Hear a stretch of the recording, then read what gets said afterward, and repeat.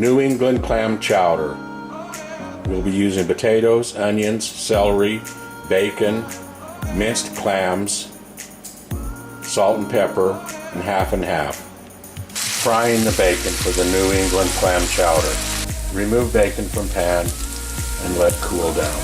Bacon cooling down on paper towels. Clean, peel, and dice about 8 small red potatoes. A half a cup diced onions. 2 stalks of chopped celery.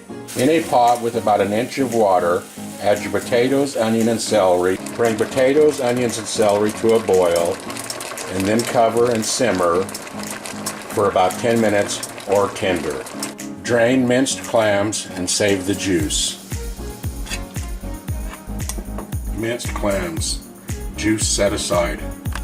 Thicken the half and half with 3/4 cup of flour to 3 cups of half and half, and then we'll add the other cup of half and half to the pot after.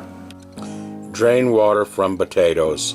Add 1 cup of half and half to your potatoes, celery, and onion. Seasoning salt and pepper to taste. Add thickened half and half and then bring to a boil.